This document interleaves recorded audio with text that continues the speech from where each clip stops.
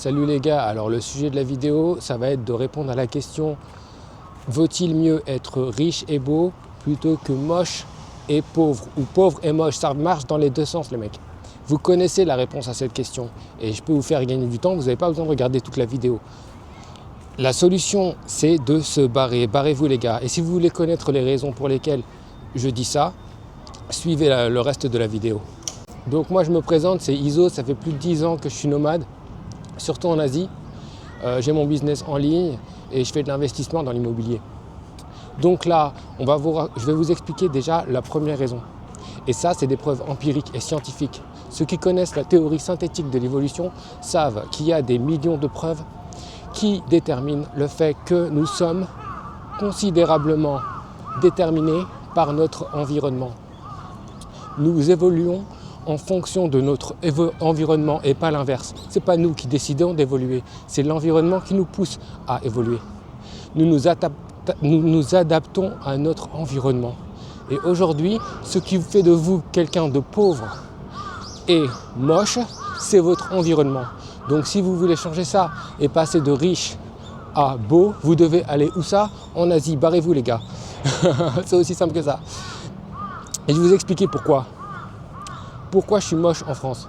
En France, je suis moche déjà parce que je n'ai pas accès au marché de la séduction. Parce que je suis génétiquement moyen. En fait, vous voyez, bon, moi, je me considère comme hyper beau, mais j'ai un ego surdimensionné. Dites-moi dans les commentaires si je suis moche. J'ai un ego surdimensionné, j'ai confiance en moi, je sais que je suis beau en réalité. Mais ce n'est pas ça qui va déterminer que je suis beau ou pas.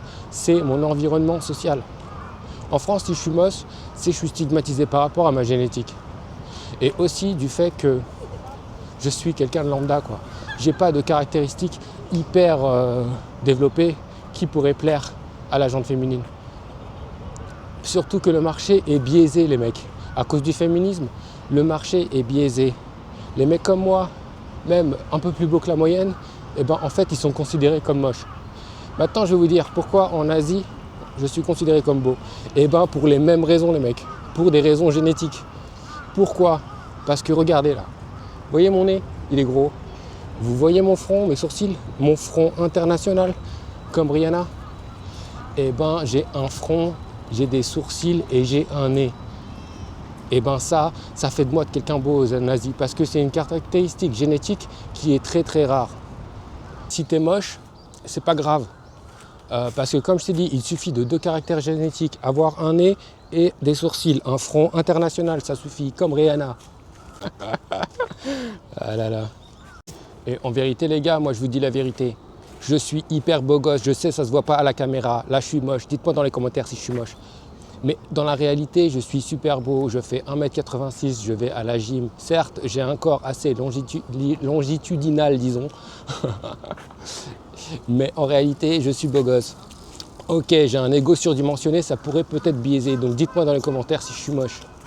Aussi, le truc, c'est que j'ai hyper confiance en moi. Donc si vous me voyez dans la vraie vie, vous allez voir que je dégage une aura. Aura plus 9000. Comme disait Vegeta, les mecs. En fait, voilà, j'ai pu acquérir cette confiance en moi du fait que je suis devenu un adulte, quoi. J'ai plus de 30 ans et puis maintenant, j'arrive à comprendre beaucoup de choses qui me sont arrivées du fait que j'ai du recul sur ma vie. Et voilà, les gars, je vous dis un truc, c'est l'environnement qui vous détermine. C'est pas vous qui déterminez l'environnement et c'est pas vous qui allez changer l'environnement. Il est comme il est. Et pour le changer, pour devenir une autre personne, il faut juste changer d'environnement. Partir, en fait, les gars. Et l'environnement en France, il est hostile. Il est hostile du fait que la sélection naturelle fait son travail. La sélection naturelle veut vous éliminer. Maintenant, on va dire pourquoi je suis pauvre. Pourquoi je suis considéré comme pauvre en France. Déjà aussi, pour les mêmes critères, les caractéristiques génétiques. Les gens qui ont la même génétique que moi, en général, ils sont considérés comme pauvres. Et que tu le veuilles ou non, on te juge par ton physique en priorité. Bien sûr, quand tu ouvres la bouche et que tu commences à parler, on voit que tu es quelqu'un d'éduqué et qui a la même culture que tous les Français. Mais en réalité, c'est pas comme ça. Tu seras toujours discriminé par rapport à ton apparence. Maintenant, en Asie, pourquoi je suis considéré comme riche?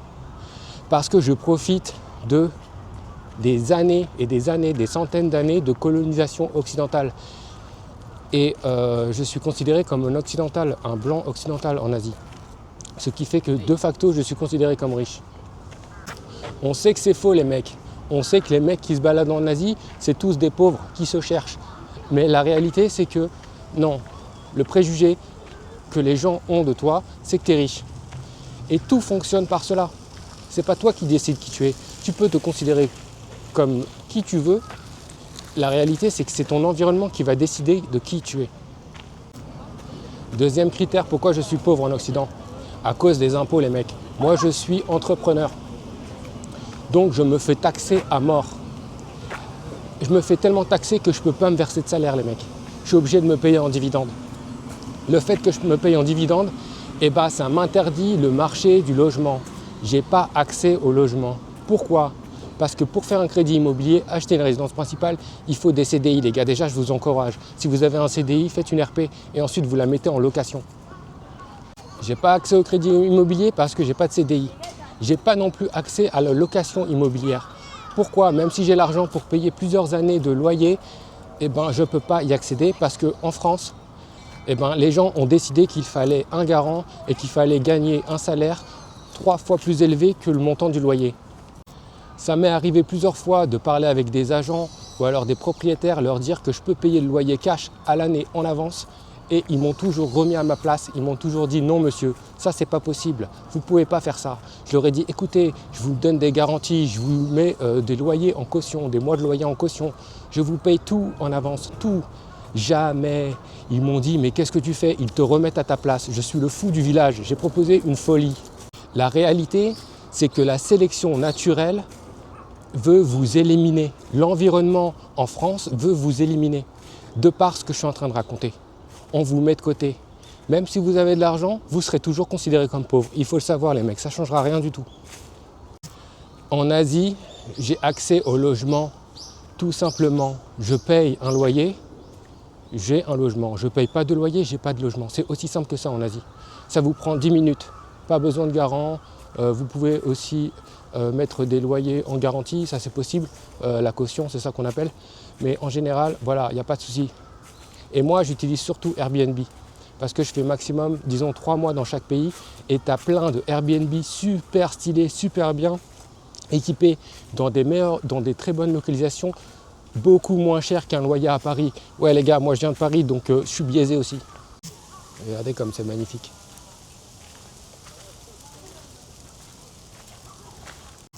Autre critère, le niveau de vie. En France, ton niveau de vie est très bas car la vie est trop chère. Donc tu fais rien, tu ne peux pas profiter de la vie. Ok? Alors qu'en Asie, la vie est très peu chère et accessible. Ici, je peux faire des activités pour rien, 2-3 fois moins cher qu'en France, même 4 fois disons. Je peux aller au resto, dans des cafés, dans des spas, salons de massage, ice bath, tout ça. Je prends soin de moi, les gars, ça coûte rien ici. J'ai un niveau de vie beaucoup plus élevé, ce qui fait que je suis considéré comme riche en Asie de par mon niveau de vie et pauvre en France, vu que je fais rien du tout, je vais juste au sport, je mange, je bosse et je dors. Et l'une des activités principales que je fais quand je suis en France, je réfléchis où est-ce que je vais me barrer. Ça veut dire que je reste pas plus de 1 mois et je réfléchis. Où est-ce que je vais me barrer? Où je vais next? Et dès que je bouge en Asie, soudainement, j'existe. Je suis quelqu'un. En France, je suis personne. Je n'existe pas. Socialement, je suis mis sur le côté. De par la génétique, mais aussi de par l'environnement social, complètement dépressif. En France, les gens sont déprimés, ils tirent la gueule. Anecdote, alors, une fois, j'étais à Paris, vers Nation, j'attendais ma soeur, elle devait me récupérer en voiture. Et je me suis dit, au lieu de rien faire, j'avais 5-10 minutes devant moi, je vais prendre un café ou alors je vais me prendre un Perrier en terrasse. Qu'est-ce que je fais? Je vais dans la première terrasse que je vois, je fais ça. S'il vous plaît. Est-ce que je peux m'asseoir à cette table? Est-ce que je peux m'asseoir à cette table, s'il vous plaît? Alors, il y a une femme qui vient, la serveuse, elle vient en rogne. Elle me fait quoi? Je parle pas le langage des signes. Ok, super énervé, même pas un bonjour, alors que je lui avais dit bonjour. Elle vient, elle me dit directement, hey, je parle pas le langage des signes. Et qu'est-ce que vous voulez, genre, oui, qu'est-ce que vous voulez? Je la regarde, je souris. Je souris et je me barre. Et je la fixe. Je souris, je me barre, je la fixe. Elle savait plus où se mettre. Moi, je rentre pas dans le conflit. Vous connaissez la vidéo là qu'on voyait en France, la publicité. ça parlait justement de la boule noire que les gens se transmettent, la négativité que les gens se transmettent. Et bien cette femme, c'est exactement ce qu'elle voulait faire avec moi. Elle voulait me transférer sa négativité, sa dépression. Mais moi, sa boule noire, là, je ne l'ai pas prise. Je l'ai regardée en souriant et je lui ai dit, regarde, garde là ta boule noire, moi je me casse, je me barre. Et c'est exactement ce que j'ai fait depuis 2012, les gars. 2012, je suis parti. Et franchement, c'est la meilleure décision que j'ai prise dans ma vie. En Asie, l'environnement social est beaucoup plus intéressant. Les gens sont curieux de vous. Ils vous demandent qu'est-ce que vous faites dans la vie, d'où vous venez. Ils sont intéressés. Vous allez faire des rencontres. Vous allez rencontrer des gens d'autres religions, d'autres mentalités et ça va vous enrichir. Vous allez aussi rencontrer d'autres voyageurs qui vont élargir votre esprit, qui vont vous donner des idées de business. L'environnement est beaucoup plus favorable à la production. Alors qu'en France, les gars, je vous ai déjà dit, l'environnement, il veut vous éliminer. C'est la sélection naturelle, les gars. Et parlons de l'insécurité. Alors en France, l'insécurité règne. Vous ne pouvez pas sortir la nuit de peur de vous faire poignarder. Enfin, surtout dans certains quartiers de Paris. Alors qu'en Asie, les gars, j'ai jamais eu aucun problème. Ici, je peux laisser mon ordinateur portable dans un café pendant 30 minutes. Eh ben, il ne va rien se passer. Ça m'est déjà arrivé plein de fois de retrouver tous les objets que j'avais posé sur la table. Parce que c'est normal en fait. C'est normal de ne pas voler. Et en France, en fait, tout est inversé. Voler, en fait, c'est devenu normal. Donc voilà, la conclusion, c'est que si vous voulez devenir riche et beau, il faut partir de la France, s'enfuir de l'Occident, de l'Europe. Et bien sûr, ça c'est valable, même si tu es moche et pauvre. Hein. En fait, c'est ça que tu n'as pas compris. Si tu veux que je te répète la conclusion de la vidéo, c'est que c'est ton environnement qui te détermine. C'est pas toi qui détermine l'environnement. Certes, tu peux faire des actions qui vont améliorer tes connaissances, tu peux t'éduquer, tu peux aller faire du sport, etc. Mais ça sera très minime par rapport au fait de changer son environnement. Changer son environnement, c'est ce qui va affecter en grande partie le fait que tu sois riche, que tu deviennes riche et beau. Et ça, on te l'a déjà dit à l'école, hein, mais tu as oublié les cours de SVT. Voilà les gars, allez, bisous. Et les mecs, j'ai l'impression d'être un fou à dire des trucs comme ça dans le parc. Les gens ils me regardent comme un fou. Là, je suis à Osaka-jo, dans le parc. Mais voilà, je ne savais pas où aller. Il y a trop de monde alors qu'on est juste mardi après-midi. Il y a vraiment beaucoup de monde. Et là, il commence à faire nuit, donc je me presse pour filmer la vidéo. Je ne sais pas quoi dire, j'arrive pas à m'exprimer. À chaque fois, je stresse parce que quelqu'un me regarde. Franchement, c'est pas facile de tourner une vidéo. Force à vous les gars, vous êtes trop forts les youtubeurs.